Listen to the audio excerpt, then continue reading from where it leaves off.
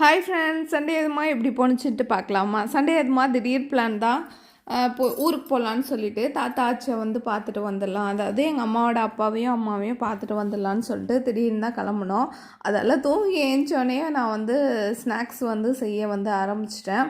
தாத்தாக்கு வந்து எடுத்துகிட்டு போகலாம் அப்படின்னு சொல்லிட்டு என்னென்னு பார்த்தீங்கன்னா, கேவூரில் வந்து அல்வா வந்து செஞ்சுட்டு அப்படியே வந்து சிகப்பரிசி அவள் இருக்கும்ல, அதில் வந்து உருண்டை பிடிக்கலான்னு சொல்லிட்டு பிடிச்சேன்.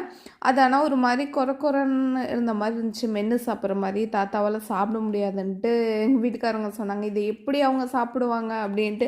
அதுக்கப்புறம் திரும்பி எண்ணெய் சட்டியில் கொட்டி பால் ஊற்றி வேக வச்சு அதுக்கப்புறம் வந்து உருண்டை வந்து பிடிச்சிட்டேன். அப்படியே இன்றைக்கி கார்த்திகையா சரின்னு சொல்லிட்டு கடகடன்னு குளிச்சுட்டு வந்து சமைக்க வந்து ஸ்டார்ட் பண்ணிட்டேன். இன்றைக்கி வந்து சாம்பார் வச்சுட்டு அப்படியே வாழைக்காய் வறுவல் வந்து செஞ்சுட்டு பீட்ரூட் வந்து செய்யலான்னு சொல்லிவிட்டு அப்படியே ரெடி பண்ணிவிட்டேன். அப்புறம் எடுத்துகிட்டு போகிறதுக்காக தட்டு வடையும் கொஞ்சோண்டு வந்து செஞ்சேன். அதாவது எல்லடை வந்து கொஞ்சோண்டு அப்படியே வந்து ரெடி பண்ணிகிட்டு இருந்தேன் ஃபுல்லாகவே. ஆனால் எல்லடை பண்ணுறதுக்கு தம்பி தான் வந்து ஹெல்ப் பண்ணான். அவன் ஃபுல்லாக ஏனத்தை வச்சு தட்டி தட்டி வந்து கொடுத்தாரு.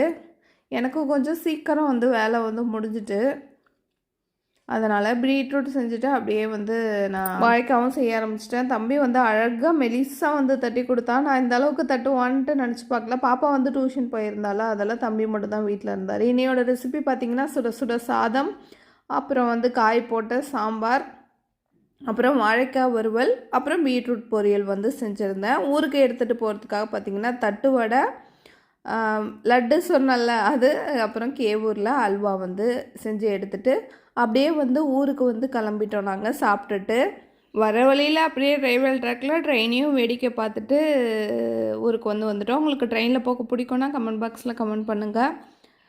ஒரு வழியாக ஆச்சி தாத்தா வீட்டுக்கு வந்தாச்சு.